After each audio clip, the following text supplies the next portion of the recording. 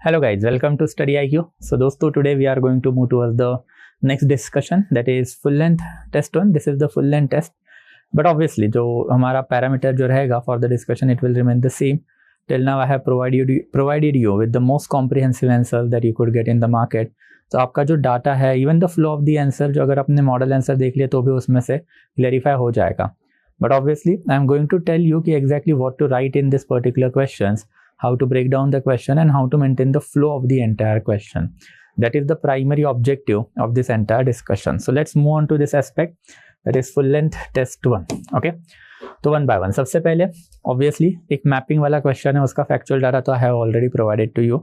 तो will move to the question number 2 है. तो as far as question number 2 is concerned, constructing history needs corroboration from the multiple sources. Examine citing appropriate example. तो obviously source based question UPSC हमेशा से ही पूछता है. Paper number 1 में एक 20 mark का 15 से 20 मार्क का एक question in the section A, and thereafter रफली एक 10 मार्क का क्वेश्चन जो है क्वेश्चन नंबर 5 में जो है, that you can easily find that is totally based upon literature या फिर some sort of the sources. तो sources is always important as far as construction of the history of ancient and medieval India is concerned. And यही ancient and medieval India की history अगर आपको reconstruct करनी है तो आपको कोरोबोरेशन भी करना पड़ेगा, and that's why constructing history needs corroboration. And with example अब ये प्रूव करो भाई. तो हिस्ट्री आप जब कंस्ट्रक्ट करते हो तो political, social, economical and cultural, ये 4 एंगल आप देखोगे. एंड इसमें आपको जो है बताना है कि political history, social history, economical history and cultural history, सब जगह पे हम लोग को क्या लगते हैं, कोरोबोरेशन लगते हैं. तो सबसे पहले पॉलिटिकल हिस्ट्री की अगर हम लोग बात करें तो पॉलिटिकल हिस्ट्री में आर्यन इन्वेजन. तो आर्यन इन्वेजन हम लोग को लिटरेरी सोर्सेस से दिखाई देता है. दस्यु हत्या ऋग्वेदा में मेंशन है. बॉक्साई इंस्क्रिप्शन ऑफ दी टर्की हो सकता है, जहाँ से हमको दिखाई दिया है कि इन्वेजन जो है उसके एक्चुअल रूट जो है ये बॉक्साई इंस्क्रिप्शन ऑनवर्ड हम लोग को दिखाई देते हैं. तो this are the factual data that you can use for the political aspect. की कोरोबोरेशन है आर्कियोलॉजिकल एंड लिटरेरी एविडेंसेस में, तब जाके वी कैन कंसिडर कि आर्यंस का इंडिया में माइग्रेशन हुआ है. वैसे फिर इकोनॉमिकल हिस्ट्री में we can take an example कि प्लीनी का natural historica, it has given us information कि 72 AD के around Romans ban trade with India. And फिर इसका इम्पैक्ट हमको रोमन्स के बाद इंडिया में जो डायनेस्टी उनके कॉइनेज में दिखाई देता है. फॉर एग्जाम्पल कि अगर हम लोग कुषाण के कॉइन ले तो कुषाण के कॉइन में हमको दिखाई देता है कि 100% प्योर कॉइन है, gold coin of the Kushan, जबकि गुप्तास के गोल्ड कॉइन में हम लोगों को 50% इम्प्योरिटीज दिखाई दिए. तो व्हाट वी कैन कंक्लूड कि जो रोमन सोर्सेस ने हमको बताया है Pliny's Naturalis Historia, that is quite true in India. वैसे फिर सोशल हिस्ट्री में हम लोगों को जो है आर्कियोलॉजिकल एविडेंसेस लगेंगे. जैसे for example Acharya Ishwar Chandra Vidyasagar and Raja Ram Mohan Roy, दोनों ने इलेबोरेटली प्रूव करके रखा है कि एंशिएंट टाइम में विडो रीमैरिज भी था, एंशिएंट टाइम में सती नहीं थी. तो सती नहीं थी कि उसके एविडेंसेस क्या है, तो लिटरेरी एविडेंसेस में स्ट्रैबो का हमारे पास एविडेंस है कि सती प्रैक्टिस जो है वो अवेलेबल है. कहाँ पर है, तो obviously it is available in the time period of the Mauryan. But Eran pillar inscription हमको बताता है कि 510-520 AD के अराउंड सती चालू हुई है. तो सोशल हिस्ट्री में भी हम लोगों को कोरोबोरेशन जो है दिखाई देता है. एंड आफ्टर फिर cultural history, talking of the cultural history, then obviously फिर महाभारत, एंड महाभारत के साथ साथ Ramayana tells us about the big cities of the Ayodhya and Hastinapur. Archaeology में हम लोग को कुछ नहीं मिलता, दैट्स व्हाई फिर रामायण एंड महाभारत इसको क्या कंसिडर किया जाता है, माइथोलॉजी या फिर इतिहास कंसिडर किया जाता है, जो एक्चुअल में हम लोग जो है ज़्यादा हिस्ट्री ऑप्शनल में नहीं देखते. तो ये 4 data just I have given you कि एक ओवरऑल आइडिया कि कोरोबोरेशन कैसे वर्क करता है in the political, social, economical and cultural ring. And इसके अलावा फिर कुछ और भी डाटा आपको मिल जाएगा which I have given you in your answer, model answers. Next one, explain as to why early Buddhists took part while using folk motif and narrative and common cultural symbol succeeded in transforming these themes for expounding Buddhist ideal. तो मतलब basically Buddhist two part जो है एक integral part रहा है for the spread of the entire Buddhist religion. अब ये कैसे, तो सबसे पहले आपको यहाँ पे बुद्धिस्ट टू पार्ट के बारे में लिखना है. एंड बुद्धिस्ट टू पार्ट में क्या क्या मोटिव यूज हुए हैं, नैरेटिव्स यूज हुए एंड कल्चरल सिंबल यूज हुए, वो आपको बताना है. तो आपको बुद्धिस्ट टू पार्ट तो बताइए कि तोरणा है, प्रदक्षिणा पथ है, अंड है, हर्मिका है एंड छत्र है. तो अब इसमें कौन से मोटिव्स यूज हुए हैं, तो मोटिव जो है वो हिंदू कल्चर के हम लोगों को ज़्यादा दिखाई देते हैं.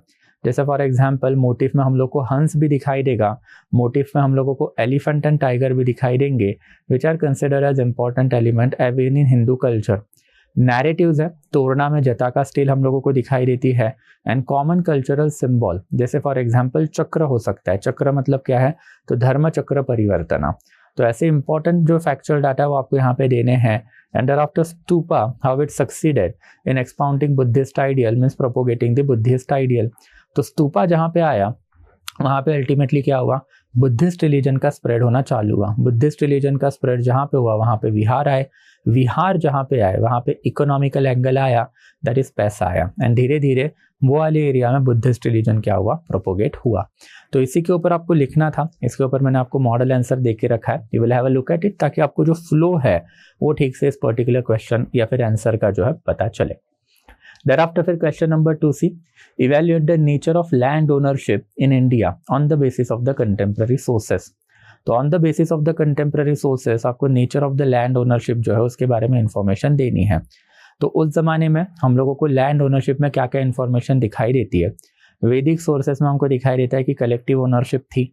वैसे फिर अगर हम लोग देखें तो मौर्यन सोर्सेस में, तो मौर्यन सोर्सेस में land buying, land selling and उसके ऊपर ये लोगों ने लगाए हुए टैक्सेस है वो दिखाई देता है। पोस्ट मौर्यन में मनुस्मृति जो है वो भी लैंड बाइंग, लैंड सेलिंग की परमिशन देती है। And even Manusmriti has proclaim कि अगर कोई किंग अगर ग्रेट है तो वो लैंड ग्रांट जो है दे रहा है ब्राह्मणा को। वैसे फिर अगर गुप्ता टाइम की बात करें तो अमर कोशा का जो अमर कोशा जो अमर सिम्हा ने लिखा हुआ बुक है उसमें हम लोग को different categorization of the land दिखाई देते हैं, जैसे खिला है, क्षेत्र है। एंड वैसे फिर हम लोगों को कुछ मेजरिंग यूनिट दिखाई देते हैं, जैसे कुल व्यापा, ड्रोन व्यापा हो सकते हैं। एंड आफ्टर फिर पोस्ट गुप्ता पीरियड की अगर हम लोग बात करें तो वर्धन सोर्सेस में भी हम लोगों को land categorization and land categorization के साथ साथ जो proliferation of this particular real estate industry बोल सकते हैं हम लोग, वो भी दिखाई दी है। तो अगेन इसका फैक्चुअल डाटा है provided you in your model answer. ये पूरा ही फैक्चुअल ओरिएंटेशन में निकले वाला क्वेश्चन है, तो या that you can handle on your own. Next one, question number 3 है, do you consider the development of the Harappans as an indigenous development. इसको बस मैंने ट्वीक करके आपको दिया हुआ है, थियरी ऑफ ओरिजिन से ही एसोसिएटेड पूरा का पूरा क्वेश्चन है। अगर आपने पहले वाले पेपर देखे होंगे, दैट इज पेपर 1 जो हमारा सेक्शनल पेपर था, उसमें मैंने आपको theory of origin, theory of decline of Harappan civilization के ऊपर क्वेश्चन डाल के रखे थे। यही वाले क्वेश्चन को मैंने थोड़ा सा ट्वीक कर दिया कि in your opinion Harappans indigenous civilization है या नहीं है। तो पहले आपको वही लिखना है कि historiography related to the theory of origin of the Harappan. And after आपको क्या डालना है, तो आपको फैक्टर्स डालने हैं neolithic, chalcolithic people and Harappans के सिमिलैरिटी के। इसके ऊपर भी मैंने आपको एक सवाल डाल के रखा था पहले ही इन योर पेपर 1 कि neolithic chalcolithic amalgam ultimately resulted in the originating of the Harappan civilisation. तो बस आपको ये दोनों एस्पेक्ट जो उसका अमेलगमेशन करना था, पहले हिस्टोरियोग्राफी लिखनी थी related to the theory of origin, and thereafter आपको वही बताना था कि भाई हड़प्पन्स के जो एलिमेंट है वो पहले से इंडिया में चले आए हुए हैं। They were basically present in India from neolithic chalcolithic themselves. Neolithic chalcolithic का ही तो इवोल्यूशन है हड़प्पन सिविलाइजेशन, राइट। देयरआफ्टर फिर question number 3B, again common aspect है, Ashoka's dhamma has been considered as a social code of conduct by many historian, examine the need of such a social conduct for Ashoka. मतलब policy of धम्मा के reason बताओ भाई। तो अशोका का जो policy of Dhamma, it is a social code of conduct. इसका और again मैंने आपको पेपर 1 में भी सवाल पूछ के रखा था कि exactly what is Ashoka's policy of dhamma. And policy of dhamma जैसे आपने एक्सप्लेन की, तो ऑब्वियसली वो धम्मा के हमने इंटरप्रिटेशन देखे थे मल्टीपल पहले वाले पेपर में। मैंने अभी इस क्वेश्चन में आपको थोड़ा सा पीछे ढकेला कि अशोका ने ये सोशल कोड ऑफ कंडक्ट भाई बना के क्यों रखा था। तो आपको रीजन पता होनी चाहिए कि अशोका ने जो सोशल कोड ऑफ कंडक्ट बनाया था वो क्यों बनाया था। तो सबसे पहले जो है there was basically zenith of territory in India. मुंजावंत से लेके हिमवंत से लेके कावेरी तक की टेरिटरी अब अशोका के अंडर आ चुकी थी। तो there was no space for the further expansion. जब आपके पास एक्सपेंशन के लिए स्पेस नहीं रहेगा तो आप लोगों को बोलोगे ना शांत बैठो। तो that is social code of conduct dhamma. Second important aspect हम लोगों को यहाँ पे जो दिखाई देता है is basically related to the resource utilization. Resource utilization का मतलब क्या है कि पूरे इंडिया के जो रिसोर्सेज जो है वो अब आपको क्या करने, यूटिलाइज करने हैं। एंड वो यूटिलाइज तभी हो पाएंगे जब आपकी सोसाइटी पीसफुल टॉलरेंट बेस पे बनी हो, तो पॉलिसी ऑफ धम्मा। तीसरा इंपॉर्टेंट एस्पेक्ट हमको दिखाई देता है ब्यूरोक्रेटिक मशीनरी का मेंटेनेंस। अब हमने पहले ही देखा है कि मौर्यंस की एडमिनिस्ट्रेटिव मशीनरी तो बहुत ही बड़ी थी, एंड फिर वो एडमिनिस्ट्रेटिव मशीनरी का खौफ लोगों में डालना ज़रूरी था। एंड इसके वजह से फिर अल्टीमेटली पुलिस आनी प्रतिवेदिका, जो हमको पिलर इंस्क्रिप्शन में दिखाई देते हैं, एंड आफ्टर धम्म महामात्रा, एंड फिर इनके अलावा फिर राजुका की जो ड्यूटी जो इन्होंने पिलर इंस्क्रिप्शन में बता के रखी है, तो लोगों को बताने का काम किया जा रहा है कि भाई एक एडमिनिस्ट्रेटिव मशीनरी बनी है और ये एडमिनिस्ट्रेटिव मशीनरी की बातें आपको सुनना है, नहीं सुनोगे तो क्या होगा, देवम पिया पियदासी के सामने आपको खड़ा किया जाएगा, फिर आपकी कंडीशन आप समझ लो फिर क्या होगा आपके साथ, राइट। देयर आफ्टर फिर नेक्स्ट इंपॉर्टेंट एस्पेक्ट जो है Magadh and supremacy. Magadh and supremacy अब इंडिया के ऊपर लग चुकी है, तो अब इंडिया के जो बाकी के एरिया उनके ऊपर भी ये एनफोर्स करना ज़रूरी है ना कि भाई अब मगध एंड सुप्रीमेसी अब आपके ऊपर रहेगी, एंड मगध एंड सुप्रीमेसी अगर आपके ऊपर रहेगी तो ऑब्वियसली आपको क्या करना पड़ेगा, वो चीज़ माननी पड़ेगी। नहीं मानोगे तो मेरी ब्यूरोक्रेटिक मशीनरी आपके खिलाफ जो है दैट इज कार्यवाही या फिर आपके खिलाफ स्टेप ले सकती है। And thereafter last important जो पांचवा factor that we can talk about over here is the cosmopolitan nature of the society. When India was captured, then Shramanic religion, Brahminical religion was now basically under you. So you could not take a stand despite you were being earlier level पे Brahminical king, later on you are Buddhist king. तो फिर भी आप एक particular religion को support नहीं कर पाओगे, बिकॉज अब आपको इन सारे लोगों की ज़रूरत है, एंड जब आपको ये सारे लोगों की ज़रूरत पड़ेगी तो आप लोगों को बोलोगे ना कि भाई रिस्पेक्ट रखो, पीस रखो सोसाइटी में, ग्लोरी को गिव अप करो। तो दिस इज़ द रीज़न कि अशोका ने अपना सोशल कोड ऑफ कंडक्ट बनाया क्यों था। तो ये थोड़ा सा मैंने क्या किया था, आपको पीछे ढकेला था कि reason for the policy of dhamma, उसके ऊपर बेसिकली आपको पता होना चाहिए। देयर आफ्टर फिर question number 3C, as far as question number 3C is concerned, a combination of the factors resulted in India suffering from numerous invasions in the ancient period of time.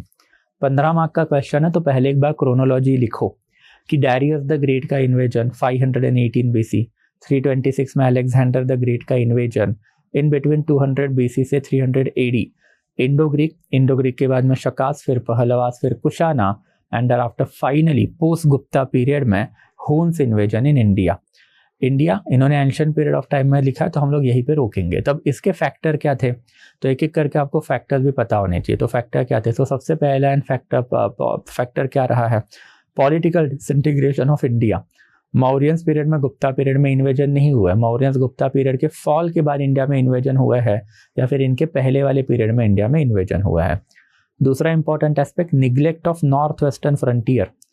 Kabul, Peshawar, Kabul Kandahar line of defence जैसे India के हाथ से चली गई, India के ऊपर invasion आना जो है चालू होगा ही होगा। तीसरा इंपॉर्टेंट एस्पेक्ट जो है central Asian politics. Central Asian politics is basically tribal politics, और हमने देखा भी था कि it is central Asian politics जिसके वजह से किसके इन्वेजन इंडिया पे हुए हैं, तो Indo Greek, Shakas, Kushanas, Pahlavas and Huns. Thereafter fourth important aspect world politics. World politics में डायरियस द ग्रेट का इन्वेजन, गांधार को क्यों कैप्चर किया था, मर्सिनरीज चाहिए थे, एंड यही मर्सिनरी उठा के ग्रीक वॉरफेयर में गांधार में इन्होंने पर्शिया ने यूज किए थे, एंड तभी तो जाके ग्रीक को पता चला इंडिया की नाम की कंट्री भी है, एंड लेटर ऑन फिर अलेक्जेंडर द ग्रेट ने ये वाली एरिया में अटैक करने चालू कर दिए। तो world politics can also be the reason. Fifth important aspect is basically riches of India. ये रिचेस ऑफ इंडिया हमेशा से इंपॉर्टेंट रहे हैं कि इंडो ग्रीक अगर रहेंगे इंडिया में, या फिर कुशानाज इंडिया में रहेंगे, या फिर इवन शकाज इंडिया में रहेंगे, सबने मथुरा तक के एरिया कैप्चर किए थे। Mathura was a connecting point of the Uttarapath and दक्षिण पथ, एंड मथुरा से अल्टीमेटली फिर तक्षशिला, फिर पुरुषपुरा, पुष्कलवती, पेशावर, एंड फिर वहाँ से ऊपर फिर अल्टीमेटली हेरात वाले रास्ते से ये सारा माल जो इंडिया से बाहर लेके जाया जाता था। तो ऐसे कॉम्बिनेशन ऑफ फैक्टर है that you can write about. 5-6 मैंने आपको बता दिए और आपको हमारे हैंड आउट में मिल जाएंगे। देयर आफ्टर फिर क्वेश्चन नंबर 4 है, do you consider land grant of ancient India ultimately led to the development of feudalism which can be equated with the western feudalism. तो अगेन 20 मार्क का question है। सबसे पहले तो आप क्या करोगे कि लैंड ग्रांट जो है इंडिया में चालू कहाँ से हुआ है, that is Gautamiputra Satakarni onward, Satavahanas onward, ये इंट्रोडक्शन में डालोगे। दूसरा इंपॉर्टेंट पॉइंट आप यहाँ पे डालोगे is basically related to the historiography of the feudalism. तो जो हिस्टोरियोग्राफी ऑफ फिडालिज्म है, D Kosambi and R S Sharma वाली, वो डालोगे। 3 फेजेस ऑफ द फिडालिज्म, एक पहला वाला फेज जो अशोकन पीरियड, सेकेंड वाला फेज जो वो पोस्ट मौर्यन पीरियड, तीसरा वाला फेज जो पोस्ट गुप्ता पीरियड। एंड फिर ये हिस्टोरियोग्राफी मेंशन करने के बाद you have to take a stand, because इन्होंने पूछा है डू यू कंसिडर, तो आपको ऑदर फैक्टर डालने पड़ेंगे ऑफ द फिडालिज्म। एंड फिर ये ऑदर फैक्टर ऑफ फिडालिज्म जो मैंने आपको आपके हैंड आउट में दे के रखे हैं, you can do it from there. But ये ऑदर फैक्टर ऑफ फिडालिज्म में कुछ पॉलिटिकल फैक्टर हो सकते हैं, रीजनल एम्बिशन ऑफ द ब्राह्मण क्षत्रिय किंगडम, इसमें एग्जाम्पल भी हमारे पास कि गुर्जर प्रतिहारा का ब्रेकडाउन मल्टीपल किंगडम में, that is later on we can say in between basically Chohanas, thereafter Parmar, thereafter Tomar, Gahadwals and thereafter Solankis के बीच में हो गया था। तो ये रीजनल एम्बिशन है। We can talk about second important aspect जो है end of the overseas trade. तो गुप्ता पीरियड ऑनवर्ड इंडिया का जो ओवरसीज ट्रेड खत्म हो चुका था, लैंड की वैल्यू बढ़ रही थी, जिसकी वजह से इंडिया में फेडरलिज्म जो है वो आ चुका था। तो एम्बिशन ऑफ द किंग हो सकता है, thereafter and of the overseas trade है वो भी हो सकता है। तीसरा important aspect is penetration into interior of India. Penetration into interior of India मतलब सातवाहनास के टाइम पे भी इंडिया में इतना ज़्यादा इंटरनल पेनिट्रेशन हिंदू किंगडम का, आर्यन किंगडम का नहीं हुआ था। But by the time period of 10-11 century अब इंडिया में इंटरनल पेनिट्रेशन ये किंगडम्स ने कर लिया था। तो that's why that can also be considered as a reason. चौथा important aspect is basically economical sense of feudalism. Economical sense of feudalism का मतलब क्या है? ये फ्यूडलिज्म नहीं था तो एक्चुअली रिसोर्स यूटिलाइजेशन की पॉलिसी थी, इन द सेंस दैट कि ब्राह्मण क्षत्रिय लोकल लेवल पे जाएंगे, लोकल पॉपुलेशन को आर्यन में कन्वर्ट करेंगे एंड आफ्टर उनसे खेती बाड़ी करके सरप्लस निकाल के राजा को देंगे। तो ये भी एक फ्यूडलिज्म का रीज़न रहा है कि economical sense of the contemporary kingdom. तो ऐसे 4-5 रीज़न मैंने आपको बता दिया, बाकी के जो रीज़न है that you will get. And thereafter फिर एंड आपको वही करना है कि process might be started with the land grant but there are combination of the other factor that ultimately culminated into feudalism. And फिर इसमें एक और एंगल जो था that is equated with the western feudalism, वो आपको वहीं पे लगाना था जहाँ पे आपने हिस्टोरियोग्राफी लगा दी वहीं पे। तो I hope it is quite clear. Thereafter फिर question number 4b, examine the multiple view point regarding the origins of the Rajputana community. Again historiography related question है, तो इसमें मल्टीपल व्यू पॉइंट है। जैसे पृथ्वीराज रासो का अगर हम लोग एग्जाम्पल ले तो पृथ्वीराज रासो का कहना है कि अग्निकुल ओरिजिन है। वैसे फिर हमारे पास एक प्रोसेसुअल थियरी भी है एंड यही प्रोसेसुअल थियरी हम लोग क्या करते हैं, एकदम इलेबोरेटली पक्का कंसिडर करते हैं कि यही रहेगी। एंड फिर ये प्रोसेसुअल थियरी क्या है कि Hund's invaders settle down into India. India में सेटल डाउन होने के बाद इनको राजपूत नाम देने का काम हर्षवर्धन ने किया था एंड लेटर ऑन इन्होंने अपने बीच में मैट्रिमोनियल अलायंसेस कर लिए एंड एक इलेबोरेट राजपूताना कम्युनिटी क्या हुई, एमर्ज हुई। तो अगेन हिस्टोरियोग्राफी रिलेटेड क्वेश्चन है, इसको थोड़ा सा अपने लेवल पे देख लोगे, मैंने आपको इससे रिलेटेड डाटा जो है वो प्रोवाइड करवा के रखा है। देयर आफ्टर फिर क्वेश्चन नंबर 4c कि the period of Rashtrakutas witness remarkable development in art and culture. तो आर्ट एंड कल्चर में राष्ट्रकूटा पीरियड में क्या क्या डेवलपमेंट हुआ? हमने पहले ही देखा है कि आर्ट एंड कल्चर के मल्टीपल कंपोनेंट है, बट राष्ट्रकूटा के अंदर फिर आर्किटेक्चर डेवलप्ड हुआ है। आर्किटेक्चर में हमारे पास अजंता केव्स के भी एग्जाम्पल है, एल्लोरा केव्स के भी एग्जाम्पल है, जिसमें हम लोगों को रॉक कट केव्स भी दिखाई देते हैं, मोनोलिथिक एल्लोरा टेम्पल भी दिखाई देता है, स्कल्चरल डेवलपमेंट भी दिखाई देते हैं। एंड वैसे ही फिर अगर और कुछ चीज़ों की अगर हम लोग बात करें तो इन्हीं के अंडर अल्टीमेटली क्या डेवलप्ड हुआ है, तो ऑब्वियसली इन्हीं के अंडर लोकल लेवल पे हमको दिखाई देता है कि जो कल्चरल एलिमेंट है दैट इज ब्राह्मणिकल लिटरेचर हो सकते हैं एंड फर्स्ट कन्नड़ लिटरेचर है वो भी डेवलप्ड हुए हैं। तो they were patroniser of the Brahmanical that is सांस्कृतिक literature as well as Kannada literature. Amoghavarsha का नाम आप यहाँ पे क्लियरली डाल सकते हो।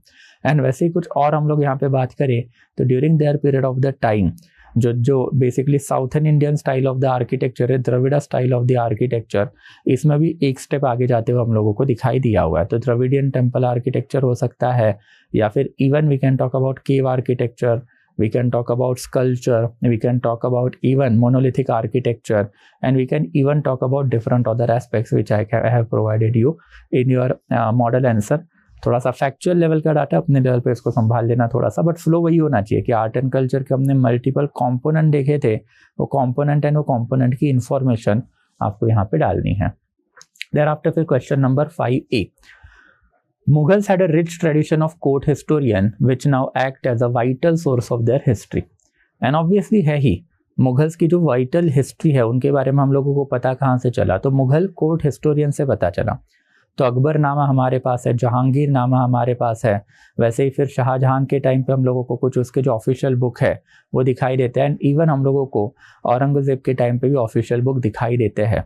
तो हर एक बंदे ने या फिर हर एक मुगल एम्पायर ने क्या किया है, तो अपने अपने जो इम्पोर्टेंट कोर्ट हिस्टोरियन है वो मेंटेन रखे हैं।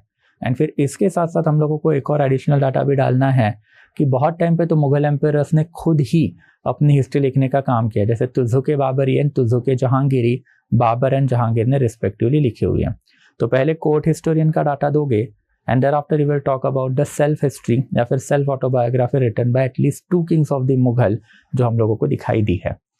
देयर आफ्टर फिर question number 5B, Vijayanagar dynasty marks the zenith of art and culture in India, discuss.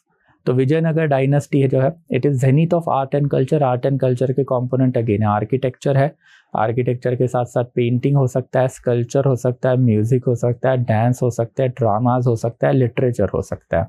तो मैंने आपको सबकी इंफॉर्मेशन प्रोवाइड करके रखी हुई है, बस आपको एक थोड़ा सा इसमें काउंटर डालना था कि एंशिएंट इंडिया की बात की है, right, art and culture in India, तो ऑब्वियसली नॉट, मुगल्स इसके बाद में आए हुए थे।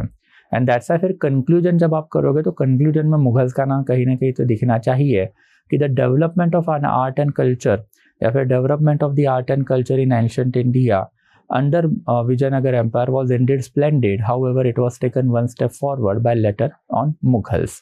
तो ये वाला अगर लाइन डाल दोगे तो थोड़ा सा काउंटर भी आ जाएगा एंड आफ्टर आप ये बता भी दोगे कि भाई देखिए विजयनगर के एम्पायर के अंदर तो डेवलपमेंट हुई है, सिग्निफिकेंट भी है, बट ऑब्वियसली लेटर पीरियड में भी और ज़्यादा डेवलपमेंट हम लोगों को यहाँ पे दिखाई दी है। Thereafter next one, regional temple architecture has added to the splendour of the Indian temple architecture. Again मैंने आपके इसके ऊपर इलैबोरेट राइटअप आपको दे के रखा है। रीजनल टेम्पल आर्किटेक्चर में हम लोग को दिखाई देता है कि चालुक्यन टेम्पल आर्किटेक्चर हो सकता है, Rashtrakuta, Hoysalas, thereafter even Vijayanagar empire हो सकता है, and thereafter even Chola empire भी इसमें हम लोग डाल सकते हैं। तो ये सारे एम्पायर्स ने अल्टीमेटली इंडिया में कौन से फीचर ऐड करके रखे हुए हैं। कुछ इंपॉर्टेंट फीचर्स की अगर हम लोग बात करें तो स्टारशिप प्लान हो सकता है, ऑर्नेट पिलर हो सकते हैं, कल्याण मंडप हो सकता है, एंड देयर आफ्टर गोपुरम हो सकते हैं, विमान हो सकते हैं, and thereafter even structural temple, मतलब मोनोलिथ टेम्पल के अलावा जो स्ट्रक्चरल टेम्पल बनते हैं वो हो सकते हैं। तो 5-6 फीचर तो मैंने आपको बता दिए, बट ऑब्वियसली इसके साथ साथ फिर जो मेजर डाटा जब आपको हैंड आउट में मिल जाएगा, थोड़ा हैंड आउट इसमें देखो। देयर आफ्टर फिर question number 5D, in the brief period of 4 year Razia showed qualities of the benevolence combined with warriorship. Razia का वॉरियरशिप हम लोग को कहाँ पे दिखाई देता है। तो रजिया ने सबसे पहले अल्तुनिया जो है, मतलब नॉट सबसे पहले, रजिया ने सबसे पहले अपना जो भाई है राकिनुद्दीन, उसके खिलाफ जो है लोकल लेवल पे जो रिवॉल्ट हो रहे थे उसको सपोर्ट किया था, राकिनुद्दीन को मरवाया था। एंड देयर आफ्टर हमको रजिया की वॉरियरशिप कहाँ पे दिखाई देती है कि जो लोकल लेवल के रिवॉल्ट है, मियोस के थे, मेवातीस के थे, and thereafter even different governors ने किए थे, उनको क्या किया, इसने ख़त्म कर दिया था। तो मिन्हाज सिराज का एक स्टेटमेंट भी है, फ्रॉम देवाल से लेके लखनौती जितने भी इंपॉर्टेंट जो आमिर है उन्होंने सबमिशन करके रखा था। एंड तीसरा वॉरियरशिप हमको कहाँ पे दिखाई देता है, तो she herself had led the entire सल्तनत आर्मी अगेंस्ट अल्तुनिया। भले ही वो हार गई, बट हारने के बाद भी डिप्लोमेटिक मनोवर दिखाई देता है कि अल्तुनिया के साथ शादी करना and offering the throne of Delhi to Altunia. तो ये भी एक सिग्निफिकेंट एस्पेक्ट रहा है of the warriorship. And benevolence भी दिखाई देता है। बेनेवोलेंस आपको कहाँ पे दिखाई देगा, तो जो नॉन टर्किश मिलिट्री कमांडर है उनको पैट्रोनाइजेशन देना, जिसमें मलिक याकुत का नाम आता है, जिसको आमिर अखूर वाली पोजीशन दे के रखी थी। And apart from that construction wells, step wells हो सकते हैं। And apart from that meeting with the people directly हो सकता है, जिसमें उसके बेनेवोलेंस वाले एलिमेंट जो हम लोगों को दिखाई देते हैं। तो 3 पॉइंट यहाँ, 3 पॉइंट वहाँ, that will sum up question number 5D। Analyse the development of the irrigation in early medial India. तो इरिगेशन का डेवलपमेंट आपको पूछा हुआ है। इरिगेशन में हमारे पास फिर कनाल इरिगेशन दिखाई देता है, वेल इरिगेशन दिखाई देता है, स्टेपवेल इरिगेशन दिखाई देता है, एंड देयर आफ्टर हमको टैंक इरिगेशन भी दिखाई देता है। अब ये 4 इरिगेशन एंड इससे एसोसिएटेड फैक्चुअल डाटा है, तो since it is a factual data वो थोड़ा सा अपने लेवल पे करोगे, मैंने आपको इसकी भी इंफॉर्मेशन जो दे के रखी हुई है। देयर आफ्टर फिर क्वेश्चन नंबर 6 से, Mongol invasions have been a constant phenomenon till the establishment of Mughals in India. In this background trace the evolution of Mongol policy under Delhi Sultanate. इसके 2 कंपोनेंट है। सबसे पहले ए निज़ामी या फिर के निज़ामी जो है उनकी हिस्टोरियोग्राफी है। ये question he itself was a historiography based question. मैंने आपको हिस्टोरियोग्राफी दे के रखी है कि जो पहले पॉलिसी ऑफ अलूफनेस थी, पॉलिसी ऑफ अलूफनेस के बाद वो अग्रेशन के ऊपर कैसे गई। बट अल्टीमेटली ए निज़ामी का जो हिस्टोरियोग्राफी है वो 1305 में जो बेसिकली ये जो है that is battle of Amroha में आके ख़त्म हो जाता है। आपको उसके बाद भी लिखना पड़ेगा कि उसके बाद में अल्टीमेटली महमूद बिन तुगलक, उसके बाद में फिर फिरोज शाह तुगलक एंड उसके बाद में अल्टीमेटली सईद लोदी डायनेस्टी। तो इनके अंदर कब कब मंगोल इन्वेजन हुए उन्होंने उसको रोकने की कोशिश कैसे कैसे की, एंड कंक्लूजन में ultimately Babur's invasion, Babur was Turco Mongol person and that's फिर ultimately Mongols became Mughals in our country and their raj और देयर बेसिकली रूल जो है इंडिया के ऊपर लग ही गया 1526 ऑनवर्ड। Thereafter फिर question number 6B, as far as 6B is concerned, comment upon the reliability of the Prithviraj Raso's historical reliability।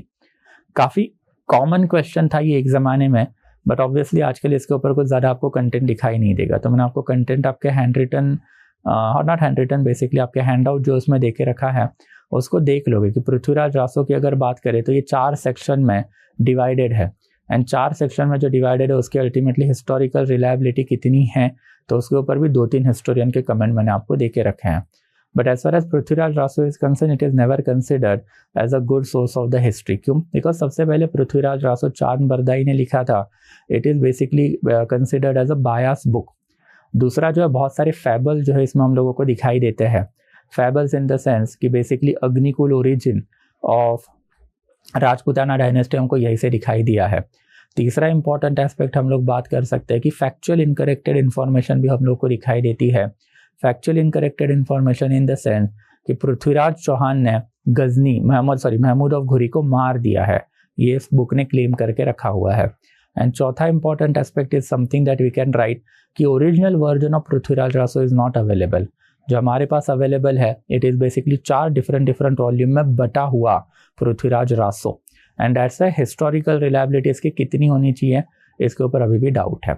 But at the same time इसकी historical reliability भी है, बिकॉज हम लोग को पता चलता है कि बेसिकली राजपूताना किंगडम कौन से थे, जयचंद गढ़वाल वर्सेस पृथ्वीराज चौहान, इनके फ्यूड के बारे की जो जानकारी है वो हमको इसी बुक से दिखाई देती है। जैसे फॉर एग्जाम्पल स्कंद, जिसका हमने पेड क्लास में बात भी की थी कि he was a important military commander and वो जयचंद ऑफ गढ़वाल के साथ वॉरफेयर खेल रहा था ड्यूरिंग सेकेंड बैटल ऑफ तराई। ये क्रूशल इन्फॉर्मेशन हमको यही बुक से जो दिखाई दी है। तीसरा इंपॉर्टेंट एस्पेक्ट जो है it is the only surviving book of the Prithviraj Chauhan history, and that's why फिर इसकी रिलायबिलिटी जो उसके ऊपर हम लोगों को थोड़ा सा मानना पड़ेगा since it is an only available source. But obviously आपको ये दोनों साइड के आर्ग्यूमेंट है, ये मैंने दिए हैं, इससे एसोसिएटेड हिस्टोरियन के कमेंट है वो भी मैंने आपको दे के रखे हैं, तो उसको थोड़ा सा अपने लेवल पे देख लोगे। देयरआफ्टर फिर question number 6C, rise of Marathas has often been cited as a Hindu reaction against the policy of Aurangzeb, do you consider such a viewpoint to be valid? तो अगेन हिस्टोरियोग्राफी रेस क्वेश्चन है कि मराठास का जो rise हुआ है इसके पीछे की हिस्टोरियोग्राफी। तो सबसे पहले जादूनाथ सरकार नेशनलिस्ट हिस्टोरियन है, उन्होंने ये बता के रखा है कि क्या है भाई, तो हिंदू रिएक्शन है। देयरआफ्टर हमको एक और नेशनलिस्ट हिस्टोरियन दिखाई देते हैं, दैट इज एमजी रानडे हो सकता है। एंड फिर एमजी रानडे के टाइम पर हम लोगों को ये चीज़ दिखाई दी है कि एमजी रानडे ने क्या करके रखा है, तो एमजी रानडे ने अल्टीमेटली ये बता के रखा है कि it is basically not national reaction, it is Indian reaction against the foreign invader. तो उन्होंने थोड़ा सा नेशनलिज्म घुसाने की कोशिश की है, एंड नेशनलिज्म मतलब ये देसी रिएक्शन है अगेंस्ट द फॉरेन मुगल्स, ये वाला एंगल देने की कोशिश उन्होंने की है। बट तीसरी हिस्टोरियोग्राफी सबसे इम्पॉर्टेंट है जो है सतीश चंद्रा की, कि मराठास का जो राइज हुआ तो उसके सोशियो इकोनॉमिकल फैक्टर्स थे। ये 3 हिस्टोरियोग्राफी लिखने के बाद आपको अदर फैक्टर्स लिखने हैं। अदर फैक्टर्स में क्या आता है, तो सबसे पहले local geographical knowledge, military strategy, Ganimi Kava, या फिर you can write about guerrilla warfare, and तीसरा इंपॉर्टेंट एस्पेक्ट जो strong personality of Shivaji. And ये 3 लिखने के बाद कंक्लूजन में आप लिख सकते हो कि again combination of the factor resulted into Marathas rise. तो ये रफ आपका फ्लो होगा as far as question number 6C is concern. Question number 7A, economical development from the 7th to 13th century in India depicts the picture of prosperity, critically analyze। मतलब आपको prosperity भी दिखानी है and आपको इसके counter argument भी देने के भाई प्रॉस्पेरिटी नहीं थी। तो हमने पहले ही देखा था इकोनॉमी मतलब क्या, तो एग्रीकल्चर सरप्लस।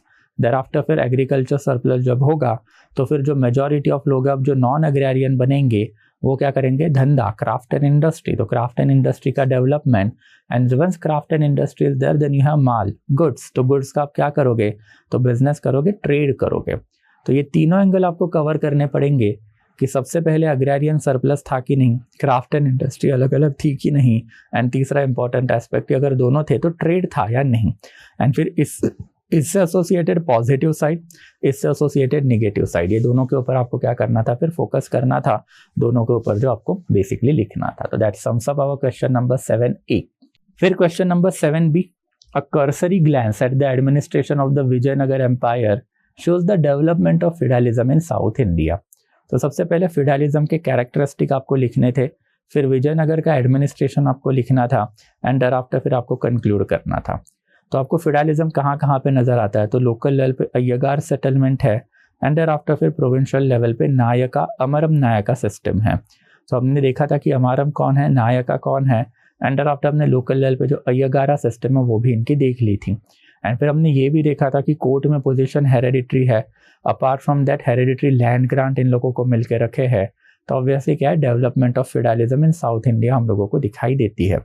इसमें आप एक और कर सकते हो कि historiography related to the nature of state of Vijayanagar empire है, वो भी लिख सकते हो।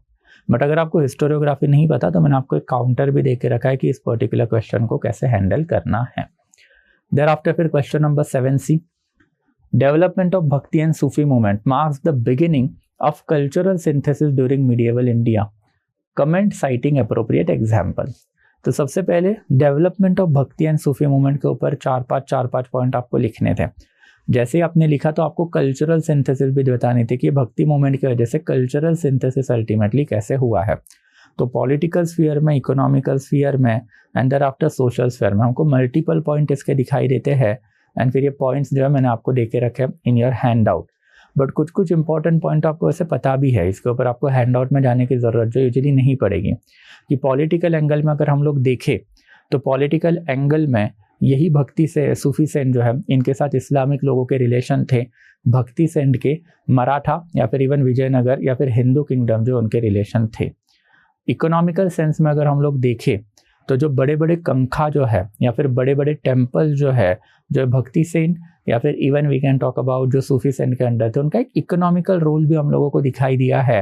एंड जहाँ पे इकोनॉमी आई वहाँ पे कल्चरल सिंथेसिस क्या होगा हम लोगों को दिखाई देगा ही देगा। तो ऐसे 2-3 पॉइंट तो आपको पता ही रहते हैं, तो अगर वो भी लिख के आते that would have been more than sufficient. And thereafter फिर पेपर भरने के लिए फिर bhakti movement and Sufi movement जो कॉमन पॉइंट है कि दोनों की भक्ति एंड सूफी मूवमेंट के, उसके बारे में आपको लिख के आना था। देयर आफ्टर फिर question number 8A, Indian history has a rich tradition of novel naval development since proto historical period. तो प्रोटो हिस्टोरिकल पीरियड मतलब हड़प्पन पीरियड ऑनवर्ड की जो नेवल डेवलपमेंट है उसके ऊपर आपको फैक्चुअल डाटा जो है देते ही जाना था।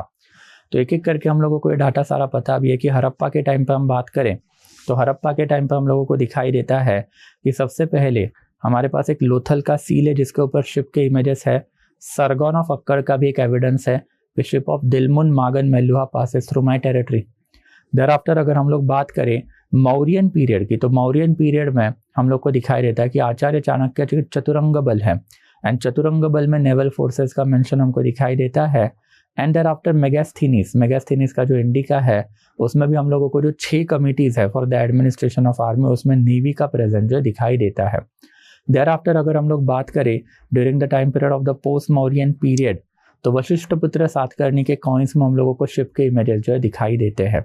देयर आफ्टर अगर हम लोग बात करें पोस्ट गुप्ता पीरियड की, तो पोस्ट गुप्ता पीरियड में हम लोग को दिखाई देता है कि छोलास के maritime experiment, and maritime experiment में कॉन्क्वेस्ट ऑफ श्रीलंका हो सकता है, conquest of Java Sumatra island हो सकता है। देयर आफ्टर अगर हम लोग बात करें during the time period of the medieval India, medieval India में वास्को द गामा ने ही अल्टीमेटली गुजराती ट्रेडर्स के हेल्प से इंडिया में आया था कोचिन में 1498 में।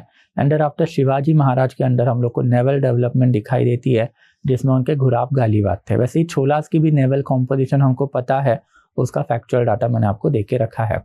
तो ये जो एटलीस्ट क्रोनोलॉजी वाइज भी अगर ये 7-8 पॉइंट जो हमने डिस्कस किए वो भी डाल के आते ना तो भी चल जाते, बिकॉज अल्टीमेटली पूछा ही वही है इन्होंने कि प्रोटो हिस्टोरिकल पीरियड से अब तक इंडिया का जो नेवल डेवलपमेंट है वो कैसे हुआ है। तो इससे रिलेटेड डाटा आपको पता होना चाहिए, एंड ये डाटा आप जितना ज़्यादा डाल पाओ उतना ज़्यादा आपको मार्क्स इस पर्टिकुलर क्वेश्चन में आएंगे। देयर आफ्टर फिर question number 8B, what do you understand by tantrism, enumerate the reason for its emergence in early medieval India. तो तांत्रिज्म क्यों हुआ भाई, या फिर तांत्रिज्म बेसिकली होता क्या है। तो तांत्रिज्म होने के पीछे का रीज़न वही था कि अर्ली मिडिएवल इंडिया में ये तांत्रिज्म वाली प्रैक्टिसेस जो है वो ट्राइबल रिलीजन से मेन स्ट्रीम रिलीजन में आ गई होंगी। तो हमको तांत्रिज्म जैनिज्म में भी दिखाई देता है, बुद्धिज्म में भी दिखाई देता है, हिंदुज्म में भी दिखाई देता है। इनके कुछ इसेंशियल प्रिंसिपल होते हैं। इसेंशियल प्रिंसिपल में sacrifices, sexual relationship and after फिर मीट ईटिंग, ये 3 इंपॉर्टेंट एस्पेक्ट है तांत्रिज्म के। एंड फिर ये 3 के अलावा और 2-3 मैंने आपको दे के रखा है। यूजुअली 5 मकर से इनमें, that is 5 essential principles are there. तो 5 इसेंशियल प्रिंसिपल आप लिखोगे and reason of emergence of tantrism आप लिखोगे, and in between this 2 angle Hinduism, Buddhism and Jainism, तीनों में तांत्रिज्म के जो एविडेंसेस हमको दिखाई देते हैं उसके बारे में आप लिखोगे। एंड देयर आफ्टर फिर question number 8C, Chauth and Sardeshmukhi as an instrument of revenue were developed by Shivaji due to local necessities. Local necessities की वजह से ही चौथ एंड सरदेशमुखी आया था।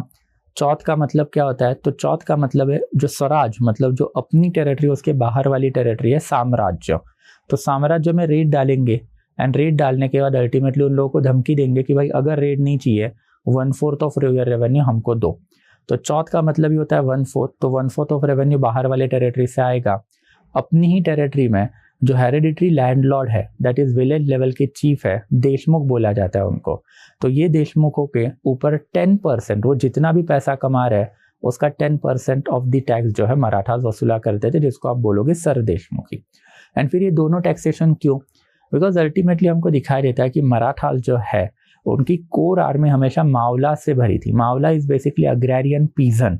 एंड फिर you can not have that scenario कि आप pigeon के ऊपर टैक्स भी लगा रहे हो एंड वही पीजन को अपनी आर्मी में आके उससे अपनी जान भी देने को बोल रहे हो। तो दैट्स अ पीजेंटाइन टैक्सेशन लोअर थे मराठास में। एंड फिर इन्होंने क्या किया, सरदेशमुखी एंड चौथ से अपना जो रेवेन्यू भरना चालू किया। लेटर ऑन पेशवाई के टाइम पे हमको दिखाई देता है कि पेशवाल जो है उनके पास pan Indian ideology and thereafter agrarian administration जो है वो प्रॉपर नहीं था। एंड दैट्स फिर उन्होंने ये जो एस्पेक्ट है सरदेशमुख एंड चौथ वाले क्या किए थे, तो कंटिन्यू रखे थे ड्यूरिंग लेटर पीरियड में। बट आपको यहाँ पे पहले चौथ सरदेशमुखी समझाना है एंड वो समझाने के बाद आपको इनके फैक्टर लिखने under Marathas and after continuity under Peshwa. तो अगर आपने 3 अगर लिखे that will be sufficient and thereafter conclude your answer. So I hope it is quite clear. So that sums up our full length paper number 1. I hope it is quite clear, right? And today we'll stop then यहाँ पर, right? We will also take the remaining 2-3 paper ही अब बचे हैं, तो उनका भी discussion we will be finishing up very soon. So I'll be stopping the session now, guys. Thank you so much. I'll be stopping the session.